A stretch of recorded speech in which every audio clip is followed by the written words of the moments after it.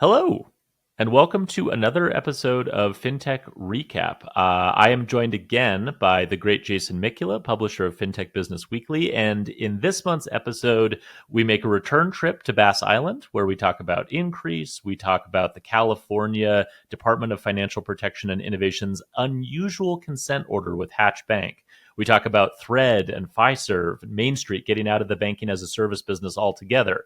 We also talk about / I guess you could say make fun of the return of Bolt and Ryan Breslow, who has pivoted from one-click checkout to super apps, which is as ridiculous as it sounds. So we break that down. We also briefly talk about the surging interest on the part of crypto companies in getting bank charters and why that might not make as much sense as those crypto companies think. So it is an action-packed episode. We also, of course, save a little bit of time for ranting at the end. We rant about probably Jason and I's least favorite fintech company. I'll leave that one a mystery, but you might be able to guess if you're a frequent listener.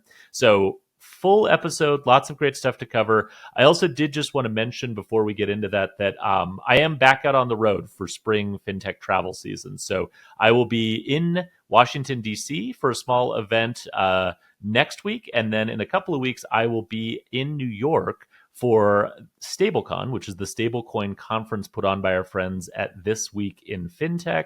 I'll be moderating a panel on the regulatory shifting sands around stablecoins, which is a discussion I can't wait to facilitate and honestly to learn from. So if you'll be in any of those places at those times, please look me up. And without any further ado, let's jump right into Fintech Recap with Jason.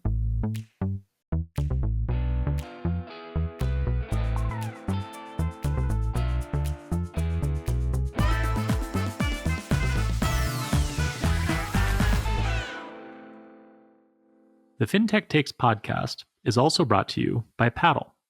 Need more revenue, more growth, more time? Over 5,000 digital businesses trust Paddle as their merchant of record, or MOR. Unlock more revenue, more growth, and more time. Get more at paddle.com. Okay, Jason Mikula is here. Jason, how are you, sir? I am doing pretty well. I mean, I have spent a good portion of my day wading through just released Q1 call reports, which is always how I like to spend my Thursdays. How are you? I'm good. I saw your tweet about happy call report release day for those who celebrate. And I think by those who celebrate, you mean those on our group chat and like zero other people at all. Like it's a pretty small universe who get excited about call report release day, but I am glad to know that you and I and some of our bank nerd friends like Kia Hazlitt are all in that group. So happy call report release day to you as well. We missed you in Nashville. Speaking of our bank nerd friends, Kia and I were both able to attend the Alloy Labs annual sort of member meeting, and it was great. A fun time was had by all. I saw that. I was bummed that I either couldn't make it and or wasn't invited. No, I don't know if I'm welcome. It depends on who's in the room. I don't think I've ever been to Nashville. I really imagine that it has good food though, like barbecue, fried chicken. What are we talking here? It does. Yeah, no, this is a great question. I'm glad you asked. I did not get a chance to have Kia, who's a local, walk me through the whole culinary scene because I think she could have done like a much more thorough job. But in my brief visit, I was able to get barbecue food, which was good because I kind of like to sample barbecue anytime I travel anywhere in the South. So really good barbecue. And then the thing I didn't get this time, but they are famous for, is their hot chicken, which I'm a huge fan of. But I didn't get to have the hot chicken this time. And so hopefully I'll get a longer trip next time I go to Nashville and I can add hot chicken to the list. But no, food was good, insanely hot. And then the other thing that was funny was I sort of try to mix with the locals a little bit, Mikula, when I travel these places. And so took a cab because I find that cab drivers are a little more like, willing to talk when you're in the car. Uber and Lyft drivers are sort of like the millennial version of cab drivers where they won't like talk. They just want to like sort of tune you out while they're driving you. So I got a good conversation with my cab driver, had a good conversation. I actually got a haircut when I was there. And so the two talking points in Nashville are, one, the roads are terrible. So they have all apologized for the quality of the roads. Roads are terrible, big potholes everywhere. And then two, the Tennessee Titans, who, Jason, are a football team, suck and are terrible, and they are just actively making the citizens of Nashville mad. It seems to be the vibe. So those are the two other takeaways from the ground reporting on Nashville. But speaking of on the ground reporting, it seems like you have been unable to resist the siren call of BaaS Island, breaking some interesting little tidbits yourself. Do you wanna give us the lead in on what's happening outside of the burning volcano trash fire of Evolve and Synapse? I would be happy to. Yes, this is, I don't mean to step on your corner, Mikula, at all, because you are the true embedded reporter of BaaS Island, but I did dip my toes in a little bit of reporting on what's been happening in BaaS, and as you artfully laid out, I avoided the red hot inferno that is Evolve, and I sort of navigated myself to a slightly calmer but still interesting corner of BaaS Island. A couple interesting little tidbits, one of which I've written in about my newsletter, the other one I may write about soon. The first is Increase, which is a BaaS middleware platform, not as well known as the Units and Syncteras and Treasury Primes of the world, but very well respected among fintech engineers. It was founded by a guy named Dara Buckley, who was the first sort of hire at Stripe. So very early employee at Stripe, left Stripe and founded this BaaS middleware platform, very sort of strong from an engineering and technical perspective, works with fintech companies like Ramp and Gusto, has partners currently with Grasshopper Bank and First Internet Bank on the back end. Also, just point of interest, used to partner with Blue Ridge Bank before Blue Ridge got itself in trouble and then removed itself from banking as a service. Interestingly, like some of the other middleware platforms that Blue Ridge was sort of ill-advisedly working with at the time, I think Increase's model at the time and working with Blue Ridge probably contributed a bit to Blue Ridge's challenges. So they were part of that whole drama, which I guess in some senses sort of kicked off all of the activity on BaaS Island originally in some sense. The news here is that Dara Buckley is trying to buy Twin City Bank Corp, which is the holding company for a small Washington-based community bank called Twin City Bank with about $70 million in assets. He has filed a change in control form with the Federal Reserve, which is the federal regulator that oversees Twin City Bank Corp, which is why it's going to the Fed. And he is essentially personally, it looks like, trying to acquire this bank. What's interesting is this is the second time that Mr. Buckley has attempted to acquire a small bank in Washington. The first time was Washington Business Bank in 2022. At that time, regulators did not allow him to complete that acquisition because part of the process you go through when you go through that change in control form and you sort of inform regulators that you intend to acquire a bank, they will look at your background and your experience and make sure that they feel like you are able to run the bank in a safe and sound manner. A lot of times they will look for prior experience in banking as one of the ways that they sort of gauge that. He was not able to complete the acquisition of Washington Business Bank, but he did end up on the board of directors. And I guess that board experience maybe gives him a slightly better shot this time of acquiring a bank. I have some thoughts on how this acquisition might sort of impact the larger BaaS ecosystem and how it might play into what Increase does. But I'll pause here before we move on to other stories. Jason, what was your takeaway on this acquisition news? Which we should say, by the way, Bank Reg Blog, the mysterious but very smart legal mind who pays attention to compliance matters in banking as a service and banking generally, was the first one to spot this change in control paperwork that was filed. So credit to Bank Reg Blog, whoever you are, for catching this first.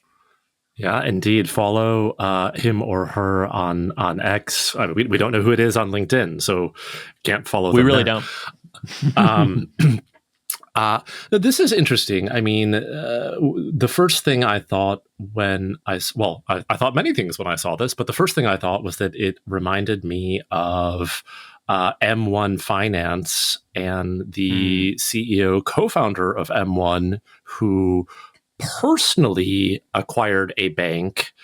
I want to say it's like the First National Bank of Brule, something like that, which is now known as B2 Minnesota, right? Bank. Yes, correct. B2 Bank, which I have to assume is for his initials because his name is Brian Barnes. He acquired that bank personally, but then that bank, which he owned separately from M1 Finance, provides various services to M1 Finance. And when B2 got a consent order, it covered a number of things, but one of them was managing affiliate risk. So because there's common shareholders or common ownership between these two entities, it presents certain risks that you need to, of course, have appropriate policies, procedures, and controls to mitigate.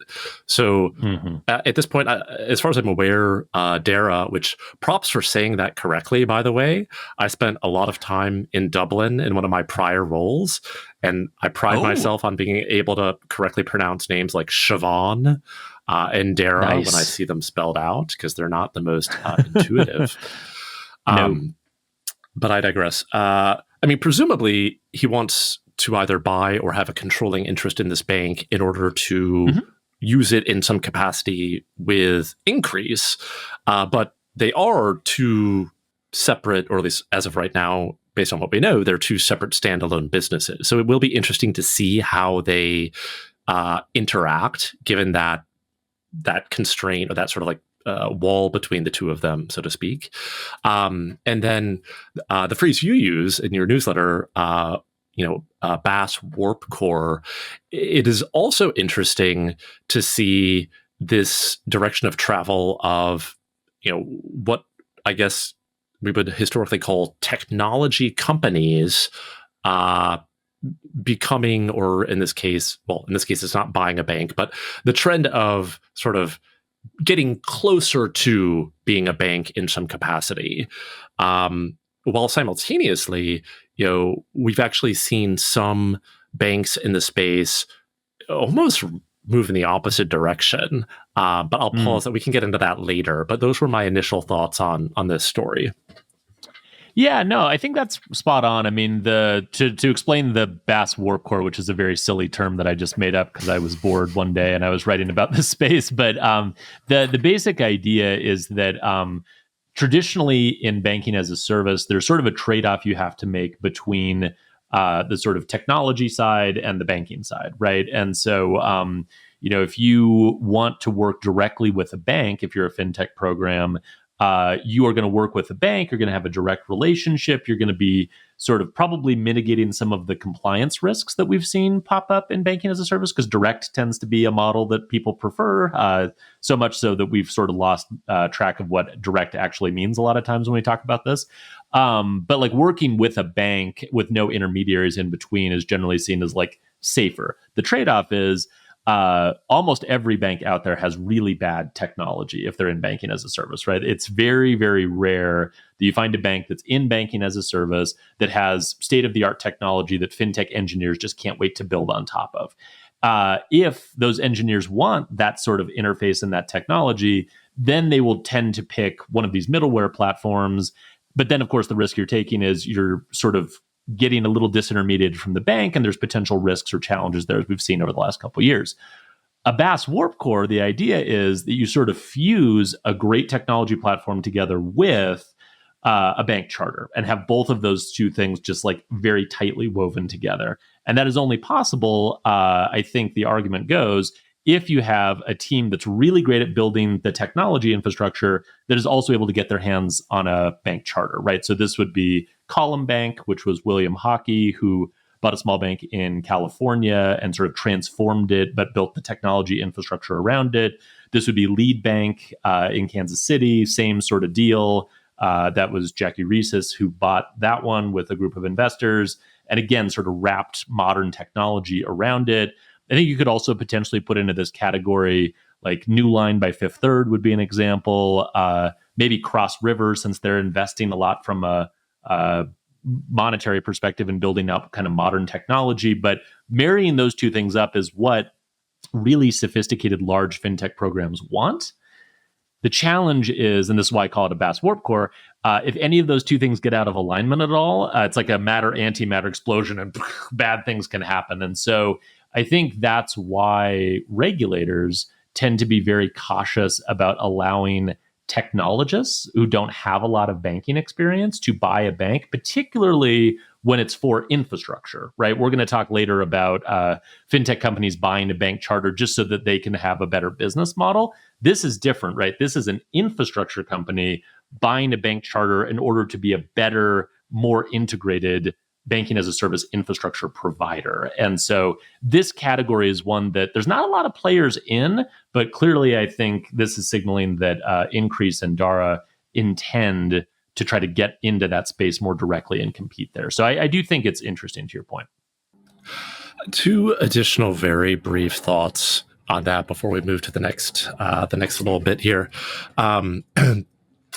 Arcady, who's the CEO of Agora, which is also kind of in this broader space, reminded me of something I said probably about a year ago, which was kind of this argument or very armchair analysis that a lot of middleware companies could be construed as a VC subsidy to community banks that wanted to build like a BaaS business or a fintech business, in the sense that, you know, big VC checks to firms, I will refrain from naming any today, functionally served as outsourced technology development, outsourced business development and sales, and outsourced, or at least it was supposed to, compliance management for these banks playing in the space. Now, obviously, there were issues with that model that we've seen plenty of, and so I think what you're describing with Jackie and Lead, with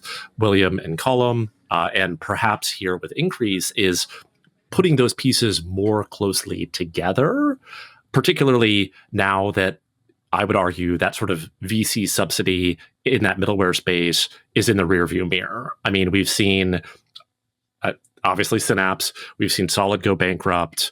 Apart from Synctera's, 15 million Series A or Series A extension recently, there doesn't seem to be a lot of love on the investor side for that space right now. Yeah. And so this sort of seems to be the evolution of that model. But we'll be interested to see how this develops. Yeah, no, I will too. It's a space I'm keenly interested in, and I will try to cover it both in the newsletter and on the podcast, because I do think sometimes developments can happen here sort of quietly, right? And that's the thing that's fascinating about this space, is that some players will sort of move in very loud, sort of obvious ways, and others will move sort of very quietly. Increase is not a name a lot of people know, because they do tend to move a lot behind the scenes, which I think is good strategy on their part. But yeah, it'll be interesting to see if I would say so, based on the last couple of years, right? Like the quieter you can be in the space, the better, I would imagine. Like if you're on BaaS Island, you don't necessarily want people to know. Speaking of which, Jason, I have one other little bit of news to share. And again, I apologize for stepping on your corner, because this one I felt bad about, but I just happened to notice that at the beginning of April, the California Department of Financial Protection and Innovation reached a consent order with Hatch Bank. Now, Hatch is a $118 million in assets California chartered industrial bank. They got into banking as a service in 2018.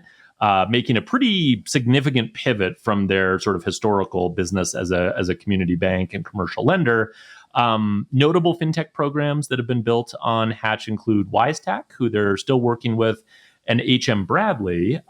Listeners might remember that HM Bradley actually ran into some trouble in working with Hatch in 2021, 2022, because Hatch was essentially not able to keep up with the voluminous amount of deposits that HM Bradley was bringing to the bank, and they had to basically throttle them down and stop them from growing, which was really bad for HM Bradley at the time. This consent order, which was the result of a recent joint exam by the state of California and the FDIC, focuses, as a lot of these consent orders have, on unsafe and unsound practices and BSA AML violations tied to Hatch's third-party fintech programs and business model. Not a ton in here that's super duper different from other consent orders from what I can tell. There's a required risk assessment of all existing programs and customers within 60 days. There's an overhaul of internal BSA AML compliance controls. There's greater visibility and reporting to the board of directors, kind of a lot of the same stuff that you tend to see. What was most interesting to me, Jason, and I would love your read on it since you read a lot more consent orders than I do, is this is the first one of these that I have seen, and there might have been others and I'm just not paying attention, that came only from a state and not jointly between a state and whatever the federal regulator is, whether it's the FDIC or the Fed. Now, it's possible that something is still coming from the FDIC, although it's been about a month now, so I don't know that I totally believe that. But if it doesn't happen and it's just the state of California, I'm kind of curious what that means in terms of federal regulators' approach to dealing with banking as a service. Does this mean they're going to be a little less aggressive? Does it mean they're just going to be more comfortable with the states taking the lead? I guess I'm not surprised to see that California isn't taking its foot off the gas as it relates to this, maybe even sort of pushing their foot down harder on the pedal. But what did you think of this news? So my understanding is that you are correct. And when I say understanding, I mean, I commented on your LinkedIn post and Jonah from Claros was like, yeah, that sounds right. And I always defer to Jonah on Me too. On this topic. Yep. So it is, I think it's safe to say it's unusual. Speaking of things I know as far as timing of when they happen, the FDIC releases its enforcement actions on the last Friday of the month. So that would have been Friday, April 25th. And there was not, as you pointed out, there was not an enforcement action for Hatch in there. This veers definitely just into speculation territory, but like I'm not sure if you're aware.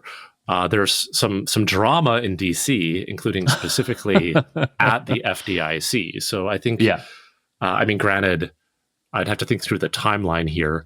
But I mean, at the moment, there's like whatever RIF for like 1,200, 1,300 people. Obviously, the exam and the decision to pursue an enforcement action would have predated it. But, without sort of understanding all of the inner workings and timeline of this, it feels like entirely possible that the FDIC could have been distracted by change in administration.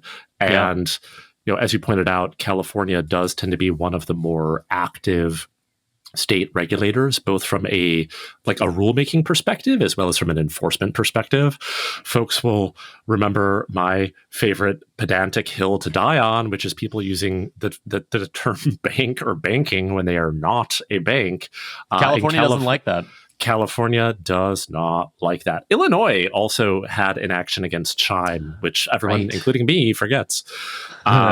So yeah, I think, again, entirely speculative. I'd be curious to hear, I guess, Jonah's opinion, because he'll know better than I would, or any former or current FDIC people.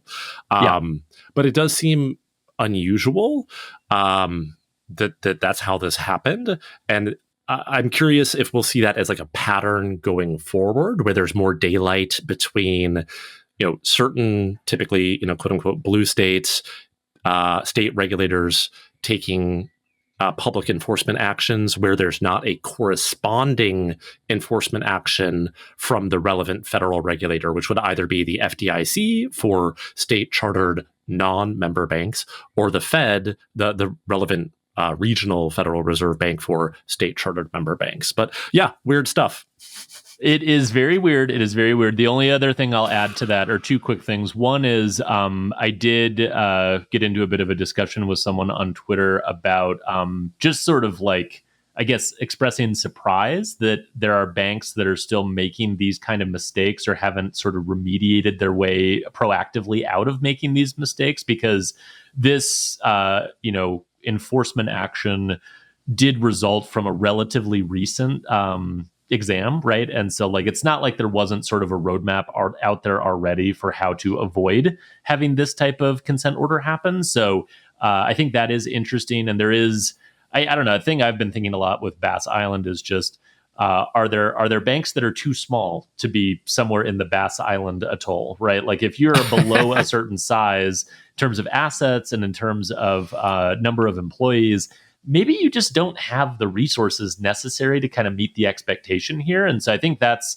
one thought that occurred to me. And then the other point, just real quickly, is there has been some leadership changes at Hatch that are sort of relevant to the timing here. The executive who was sort of responsible for transforming Hatch into a sponsor bank in 2018 left at the beginning of 2024, and actually has wound up now at Cash App running their lending strategy. And there is a new president of Hatch Bank who's relatively new in the role. And so I wouldn't be completely shocked if Hatch sort of uses this year to kind of reassess maybe a little bit, like, how much they want to be in this space and like what their approach is going to be to winning in this space. Because as we already talked about, the dynamics of who's competing here and who has a right to win have been shifting quite a bit. So it'll be interesting to see. Mr. Mikula, I know you still are like an embedded reporter on BaaS Island. You have a couple quick things for us, don't you? Do you need more time, more revenue, more growth? Software companies are born global, but the complexity of selling worldwide can be overwhelming. Managing payments, sales tax, fraud, refunds, they slow you down, but getting them right is essential. That's why over 5,000 digital businesses choose Paddle as their merchant of record, or MOR. More. Complete sales tax compliance globally, multi-currency payments, fraud protection, billing support, all taken care of. With Paddle's MOR model, you get more. More time, more revenue, more growth. Learn more at paddle.com. Yeah, well, I mean, speaking to sort of who has the right to win and making strategic decisions about, like, oh, maybe this isn't the right business for us given priorities and resources. Two interesting recent or semi-recent developments.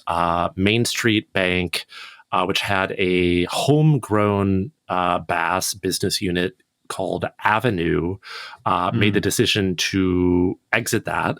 And as I understand it, that was tech that they built themselves, presumably also involving like contractors and vendors, but like it wasn't a middleware kind of situation. Yeah. Main Street had already written down the value of that software by close to 20 million as an impairment on their earnings. I want to say it was Q4 last year, and then announced that they would be basically winding it down and exiting the space, citing underperformance. So it was like they had gathered, I think, only 40-ish million in deposits against a target of like 200, and it was continuing to bleed red ink. So, they called it a day. Similarly, I've talked about Lewis and Clark Bank in the past. I had not realized this until some conversations I had in the last couple of weeks. Apparently, Lewis and Clark also attempted to have its own BaaS subsidiary that was called Bank Evo. I think I'm remembering that correctly. Yeah. And this was like earlier in, I think it was 2020, 2021, before their ill-fated partnership with Solid, which, as I mentioned earlier, Solid filed for bankruptcy, and folks are probably familiar with that story. Yeah. So Lewis and Clark also, my understanding is, also exited the BaaS space altogether on the back of that just disaster with Solid. So I mean, here's two data points of like one bank trying to build it itself, and ultimately, for various reasons, it not being successful as a business. I'll admit I don't know a ton about Main Street or Avenue, so I don't want to, sort of speak to why it didn't work. And then Lewis and Clark sort of trying both of these avenues and not being successful. I think one last bit, and we can get off this damn island. I did find it very interesting that Fiserv, on its quarterly earnings call, and I also can't take credit for this, somebody posted it on LinkedIn, and then a bunch of people sent it to me. I'm forgetting who posted it, so my apologies.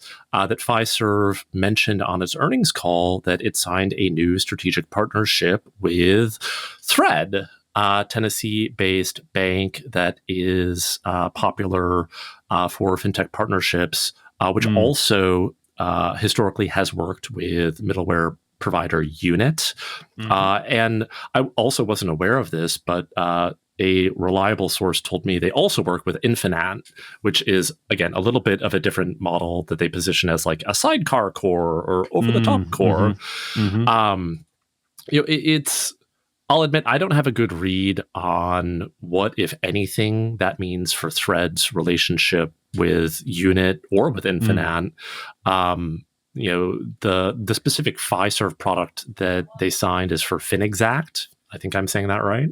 Yeah, the core. Yeah.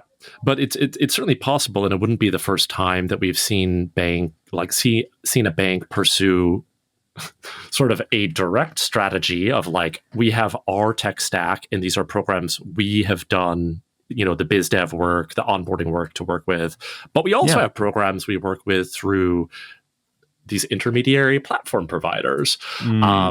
So I don't know if you have any hot thoughts on Thread or the other banks before we pull the ripcord. Can you get it off an island by pulling a ripcord? I don't think you can, Jason, which is why you've been stuck on the island for 3 years. You're mixing your metaphors. You're already on the island, man. You jumped out of the plane and you were stuck. No, but we can at least stop talking about it soon. I'm not surprised, I guess, that there are banks that are getting out of the space entirely. That does not shock me.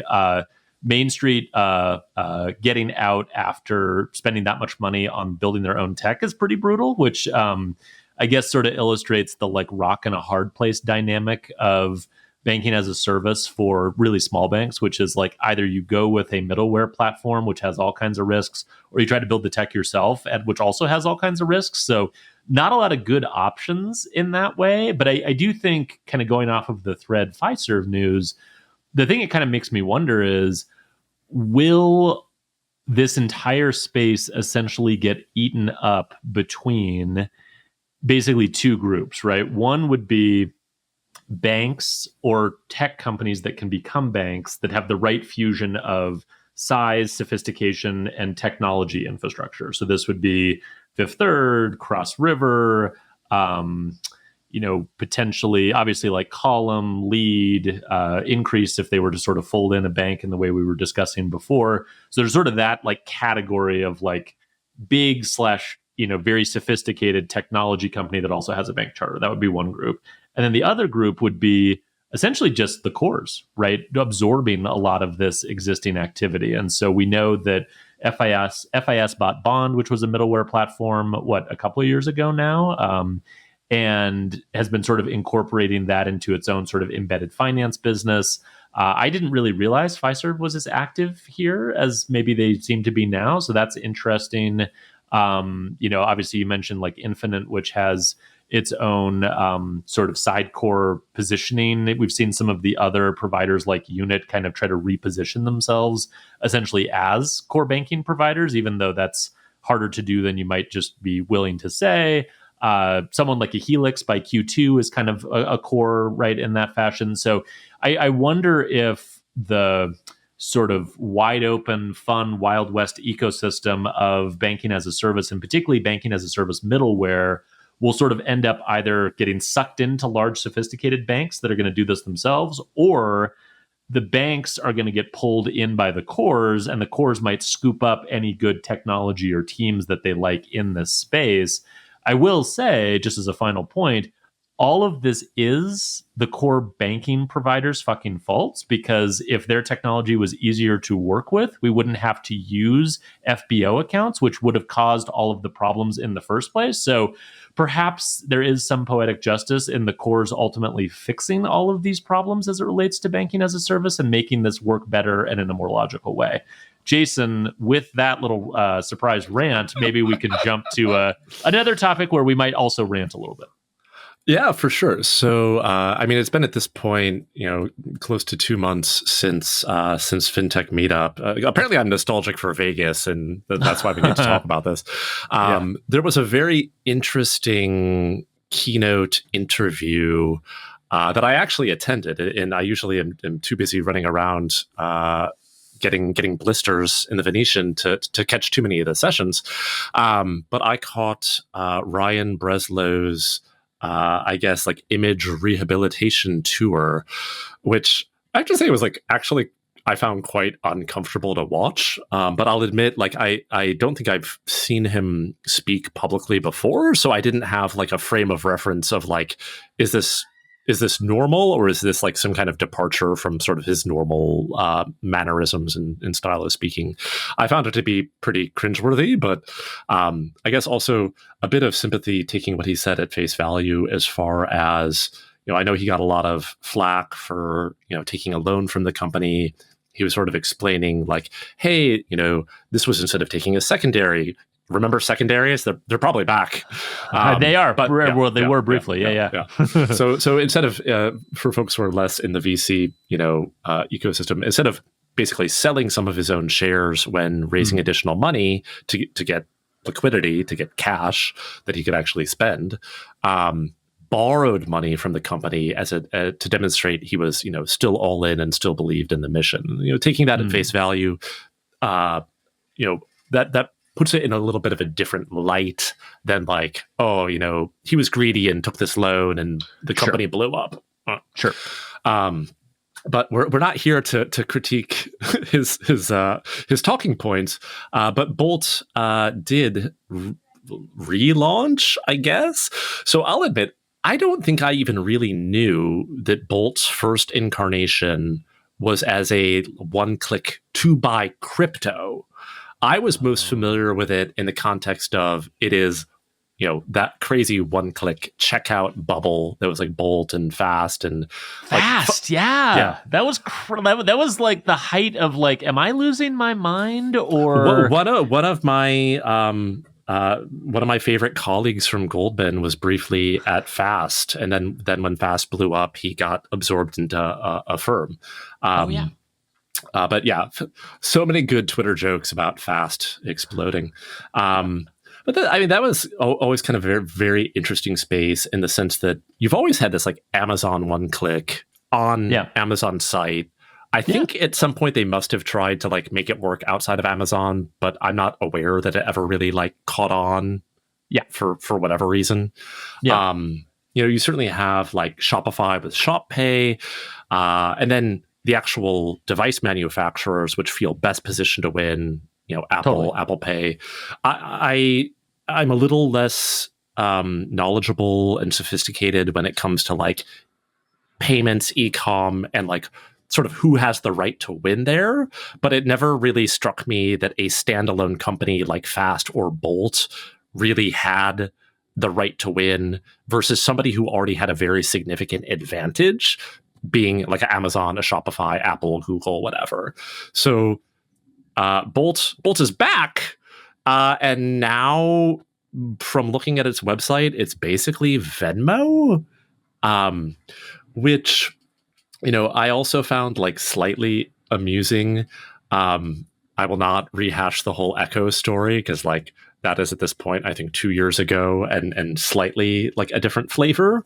But Breslow was credited as a co-founder of what was functionally a stablecoin, USDC-based neobank called Echo, which basically tested its product on Bolt's employees. If you want to dial back in the FinTech Business Weekly archives, I actually had recordings of phone calls of them doing that, including by, I can't say lying, because that requires knowing what the person knew and their intent, but by saying things that were not true about how Echo was generating yield, specifically that they were investing the USDC in, quote, firms like Goldman Sachs and Fidelity, but actually it was just going to BlockFi, Wire, FTX, and Alameda. So it's very interesting to see this come full circle. And it's like, oh, Bolt does one-click crypto, peer-to-peer payments, a rewards debit card, and it tracks your e-commerce orders. Like, do we need this? Does anyone want this? It's a super app. Yeah, it's a super app. So I don't even know if I have a specific question for you other than like, why? That's my question too. I mean, so first of all, I will say this, which is Dom at Fast, Ryan at Bolt. There's like this set of people that I kind of think we need to just think of in our brains as like 2021 founders. And if you're like a 2021 founder, you probably should just never, ever be given money by anyone ever again for anything, because the way you think about value creation and the opportunities that you see in the market are just not compatible with like actual sustainable good businesses being built. And like, I think this is a really good example of that, where it's like, okay, we were drawn to one-click checkout because everyone seemed to care about that. And so even though it never made any sense, and I shared your sort of confusion about like, what is this? Who's positioned to win here? Don't we already kind of have this? Like, it never made any sense to me. But yeah, we're going to build this. And then it all blows up. And now he's back, and, you know, fine, you can try to rehabilitate your image. That's, you know, everyone is free to try that. That's fine. But the thing that I find strange about what they're relaunching is, yeah, it's like a consumer-facing crypto payment super app that sort of combines everything together into one experience, even though there is zero evidence in the US that anyone wants a super app or there's any demand for such a thing. We should have long ago abused ourselves of the notion that that's like a thing people want or there's a market for. And to your point, like, he has sort of a history of doing these things before with Eco, which also was like a really bad 2021 version of what like a good neobank should look like.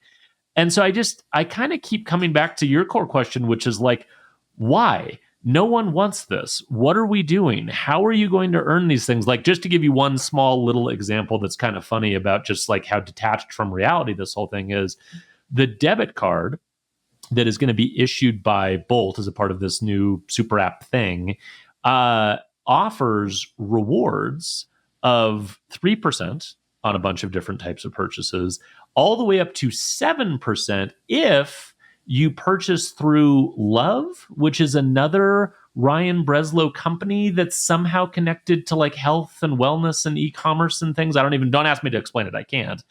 And like, very grifty to like connect another business to your business by like attaching these things. We were talking about affiliate risk before with banks. They don't have that in fintech. You can mix and match all your different interests as much as you want.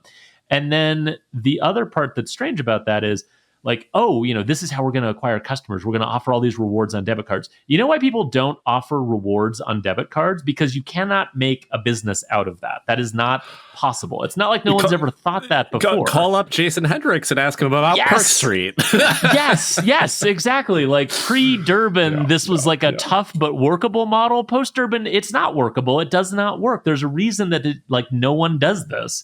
And you have to be a special type of deluded to think that you can just wander into super app, debit card rewards, crypto. The other thing about this, I have to just say, I'm sorry, I wrote about this in my newsletter, but if you go to Bolt's website and look at the product page for the consumer-facing app, there's like, you know, features and like benefits and these kind of standard things.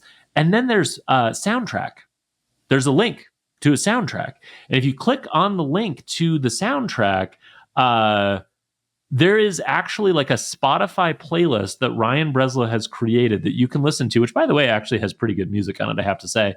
And there's like a playlist attached to it. So this just completely flies in the face of how you build a professional, sustainable, profitable business.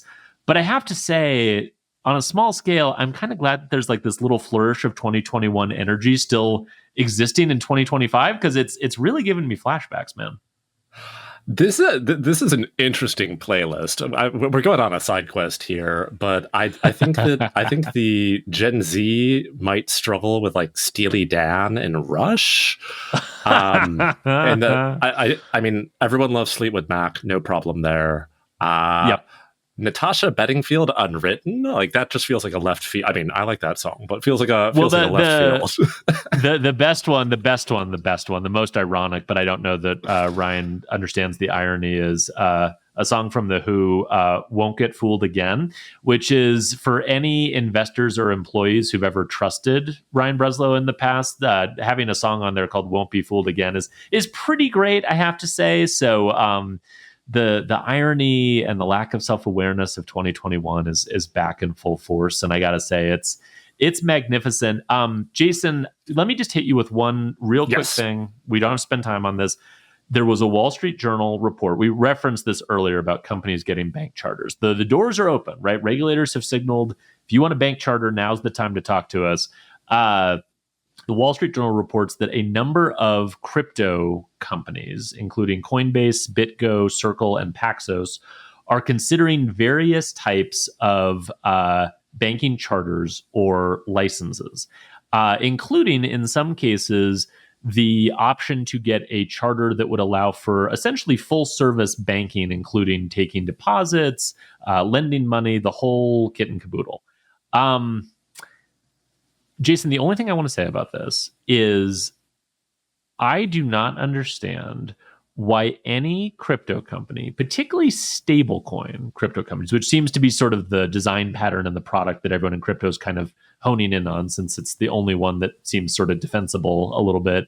I don't understand why they would even consider trying to become a full service bank when Congress is this close to finalizing legislation that is essentially going to create a new type of regulatory framework for a narrow bank for stablecoin issuers that would allow them to hold deposits while not being subject to the same level of scrutiny and capital requirements and other things that a normal full service bank would want to do. Like, this is wild to me. Just be a narrow bank, right?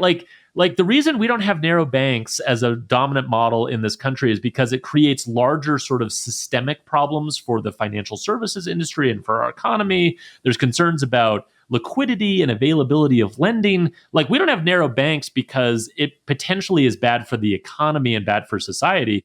Narrow banks are a great business model. They're an amazing business model. And like, you are being presented with this option to just be a narrow bank.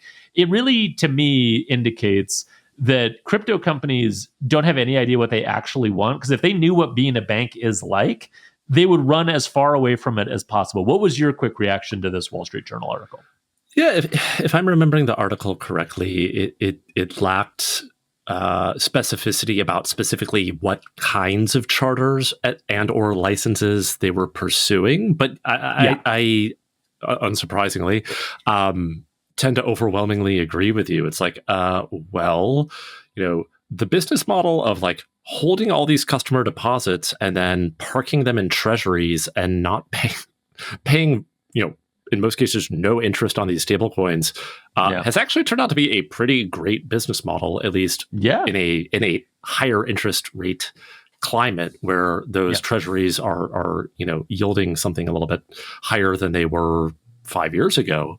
I mean, one wonders if they're underestimating the pain, and I talked about this at some length with Michelle Alt from Claros. Wonders if they're underestimating like the pain and expense of being regulated as a bank, right? I mean, if you look, not to steer us back into the rocky shores of BaaS Island, but if you look at the banks that have the highest ROE or ROA in that space, it's not the ones that actually make and hold onto loans on their balance sheet. It's the ones that do a lot of payment processing, so like a lot of BIN sponsorship, and or the ones that act as lender of record but actually don't put up their capital or maybe hold on to 5% of the loan for regulatory purposes. But they're basically collecting a fee to let somebody else use their charter and then selling 95% of the credit risk. So it's like actually doing the business of banking, holding deposits and making loans. Not that it can't be a great business. Of course, we think it is because, we're in this industry. But it may not generate the kind of outsized returns that people in crypto either think it might or that they're looking for. Or that their investors are looking for. No, I mean, I totally agree with that, right? I mean, I just think to put it in very simple terms, and Matt Levine wrote about this in Bloomberg a little bit, but he kind of called it like the alchemy of banking, right? Which is, in more technical terms, described as maturity transformation, right? Which is you take deposits and you transfer them into loans and you manage the risk of essentially having deposits that could leave at any time, loaned out against loans that have a very set sort of repayment schedule. Like that maturity transformation, it's super dangerous, right? It's like really hard and really dangerous. And all of the things that suck about being a bank are basically safeguards we have put in place to make maturity transformation work at scale. And so if you want to get into that business, this is why like bank stocks don't trade at a premium, right? Because like we know exactly what this model looks like. We know exactly what regulators will and won't allow banks to do. And we know sort of how to value that and what the premium that the market puts on that. And it's really not very much. And so, you can be envious of banks from the outside, but I don't think you have any idea the pain that you have to put up with to be allowed to do maturity transformation at scale. Like it's just not a fun thing. And to your point, the types of like workarounds that people have found to generate more profit in financial services, it's all transactional, right? Where you're basically getting around the requirement of being in the maturity transformation business. But if that's your core business, I don't think you're headed in the right direction. So I agree with you. The Wall Street Journal article was infuriatingly non-specific. It did also indicate that there were other types of licenses or charters that some of these companies were looking at. And so it's entirely possible that some of the more sophisticated ones are thinking about, well, we're just going to be a stablecoin issuer under this new regulatory framework that's coming. Or, we might just pursue a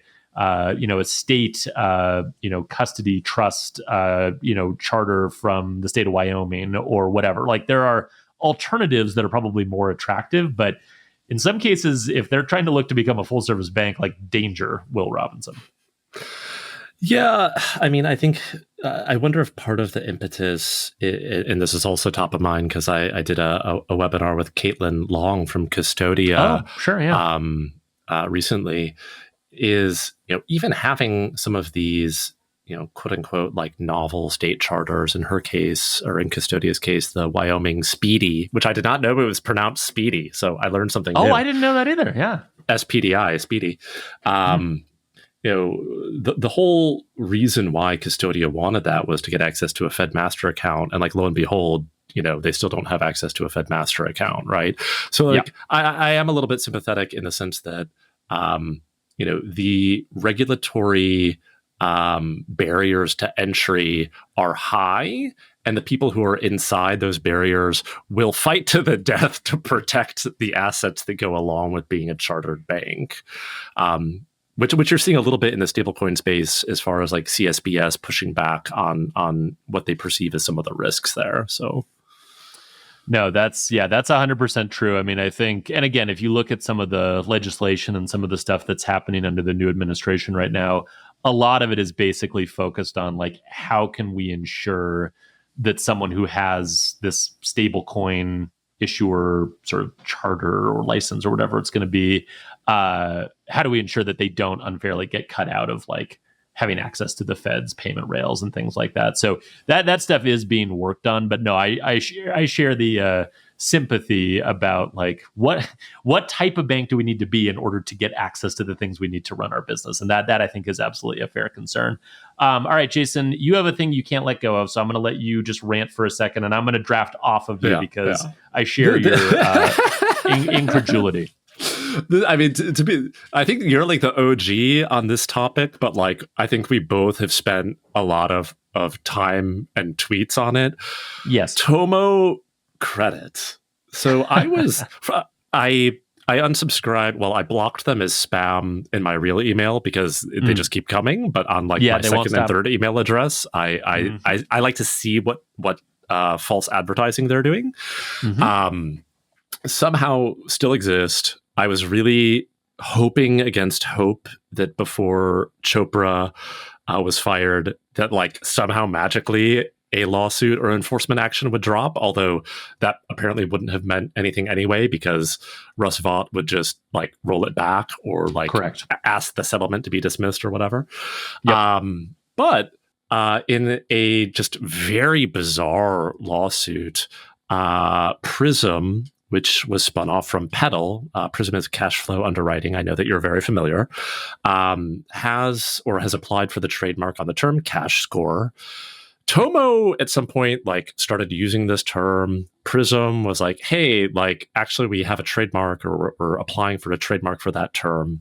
And Tomo, just to be clear, was like they were trying to say that they had a cash flow underwriting score, which I'll just go ahead and say that is a lie. That is a blatant lie. They've never built that technology. That score does not exist, but in their efforts to continue pivoting into something profitable, briefly tried to pretend. Right. Well, and to pretending is a good word to use, because in the scope of trying to say that they had been using this term, they edited old blog posts to like insert that word in there. And then in Prism's filing in this lawsuit, their lawyer is like, we can see the dates it was edited, and you like manipulated these blog posts to insert it. Like we can compare the current version to the Internet Archive, like the Wayback Machine. Shout out, I need to make a donation because like the Wayback Machine is a great resource. Yes. The Prism counsel is like, hey, like you edited these to insert this. And then in the most recent revised filing from Prism, they just admit that, yes, they edited them. It's insane. This is the most insane. I mean, like we've seen a lot of crazy shit in fintech and in fintech related lawsuits, but it is just crazy town. I mean, I'm not an attorney. This is not legal advice, but people I spoke to was like, this is basically just admitting fraud in their filing. So I will leave it there and let you build on that insanity.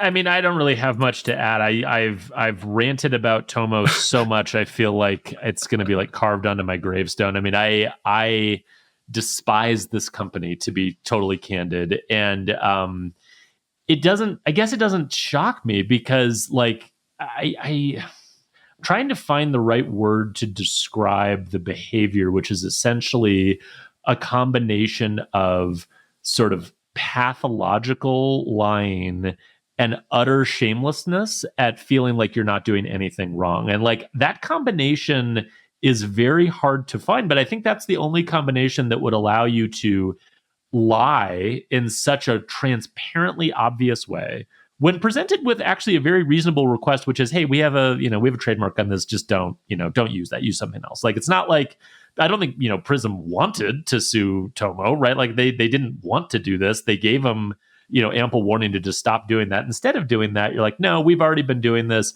And here's the proof, we edited this webpage. And then to be caught lying about that, which is such an obvious lie, and then to admit in a filing that you lied, like it is just compounding levels of insanity in a way that I would be glad it existed so that I could continue to make fun of it if it weren't for the fact that there are still innocent consumers who are getting caught up in this bullshit and having their money stolen from them, which is why I agree with you. It would be nice if the CFPB, even this current CFPB in whatever form it is, would just step in and just put this to an end. Because, like, really, this can't keep going on. It's crazy. Yeah. If any state attorneys general or state regulators are listening, Alex and I are at this point just like literally begging you, please do something. Have Chat GPT draft a complaint. Like, just stop them. Just do it for us. Like, you don't even have to have any other motivation. Just please do it for us. We can't keep talking about them. It's driving us insane. All right, Jason, fun as always. I enjoyed this tremendously. We'll be back at it again in a month, but until then, be well, sir. Yeah. Likewise.